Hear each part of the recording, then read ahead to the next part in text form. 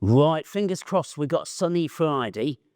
Who knows what the weekend will bring, but welcome to the vlog. I'm going to do basically three things over the next few minutes. I want to put some dates in your calendar. I want to say thank you and celebrate some of the brilliant work that's been being done recently on our inpatient transformation work, our high quality therapeutic care program. And then I'm going to talk to you about some awards that you could nominate colleagues for, or indeed you could win yourself. So first, those dates, we start next week with some Ask Me Anything open staff meetings out and about across some of our sites. There's also a couple of online options.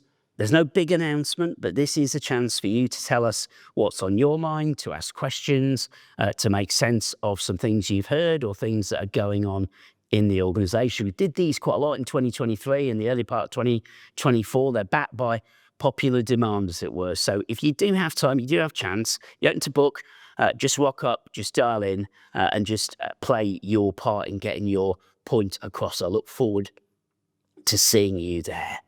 Then a couple of weeks ago, I guess, I talked quite a lot about the hostile environment, about a rise in hate crime and in bigotry in our society, and some really challenging issues too inside our organisation. On that occasion, I was talking particularly about Islamophobia and about racial ethnic prejudice.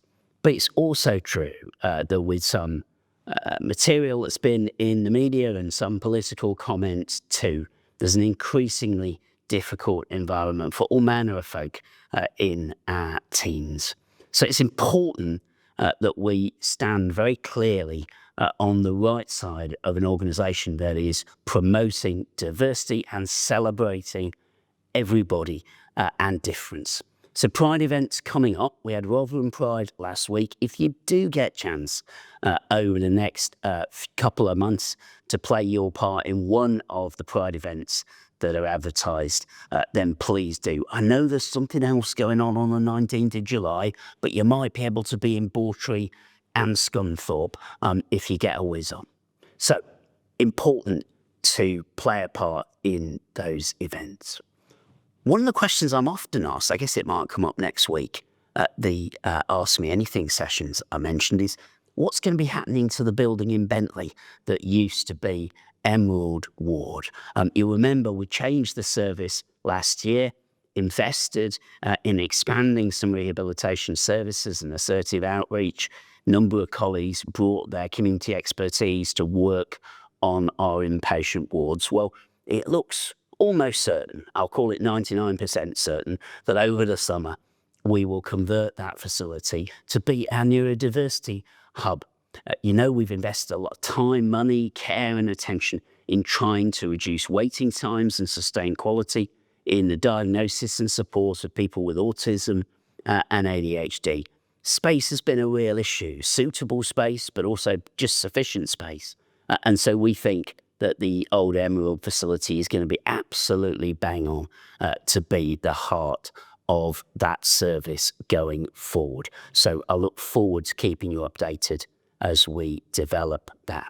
Have spent quite a lot of time this week thinking about our wards, and I mentioned at the start the High Quality Therapeutic Care Task Force. Big shout out to John Rouston and to Hayley Ormston for the work they've been doing to try and coordinate all sorts of views and voices as we build what I'm going to call our final prototype of work.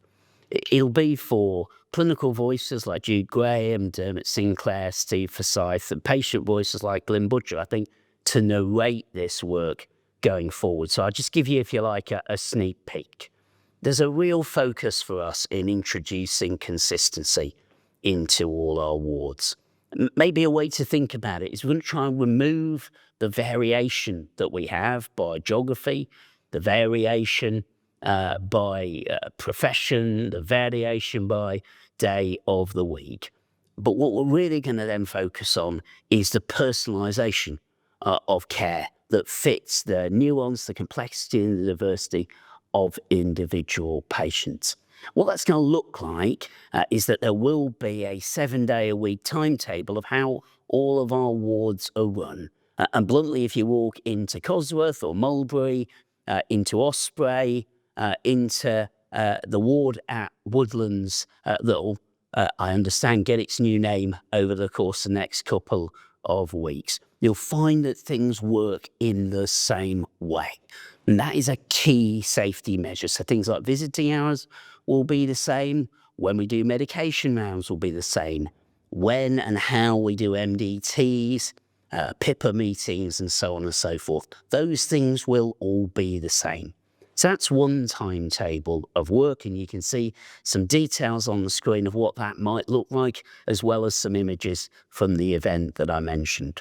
There's a second timetable, which will take a little bit longer to come to fruition, but I'm hoping to have it in place across the organisation from October, and that's what we might call our therapeutic care timetable, our activities timetable, on every ward, on every single day. And yes, I do mean Sunday or Tuesday night. There will be at least one structured activity. That might be something led by peer support workers. It could be brought into place by volunteers or community actors. Could come from our activity coordinators, therapeutic professionals of any kind. But there'll be something every single day. So look out for that timetable and contribute to it as we build it over the summer.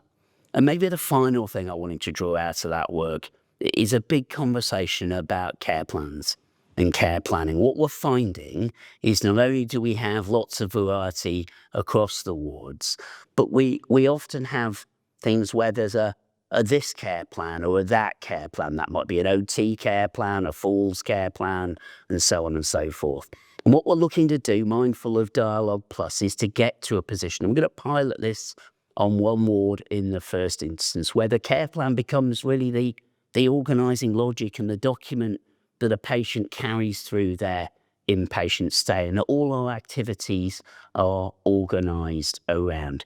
It sounds simple. I know it's dead hard to do, and that's why we need to put time and attention into testing it and then bringing it into being across our organisation.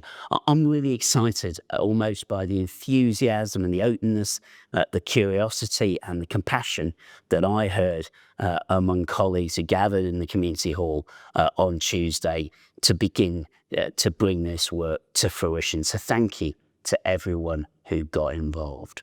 I'm sure some of those people will find themselves nominated for our awards. Our awards launch today. The big ceremony is in November. The closing date is the 8th of August. We have got the same categories as we had last year. You can see on the screen images of our illustrious winners. All of those awards effectively will come from your nomination for multi-professional panel decisions about the award winners. Well, I say that there's one exception, which is Kath Lavery's Chairman's Award, which she selects herself, but everything else, whether it's the Backbone Colleague of the Year to succeed Rhoda, or the Clinical Colleague of the Year to succeed Angela, clinical teams like our Memory Service and our Emotional Wellbeing Service that won last year, absolutely did brilliant work. Now is your chance to think about all of the successes and the excellence you see in our organisation and to put people forward. There are details of how to do that on the screen. Please do them. Don't assume somebody else will do it. If you're the manager of a service that you're really proud of, it is okay for you to nominate that team or that service. We'll be getting patients involved in nominating as well. So I think that awards ceremony is one of the biggest nights, one of the most exciting times for Ardash every year.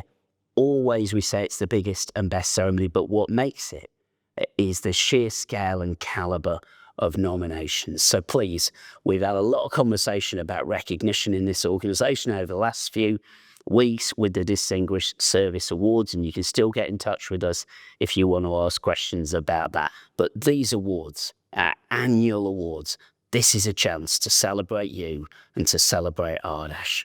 Just take a minute over the sunny next few weeks and play your part. Thanks ever so much.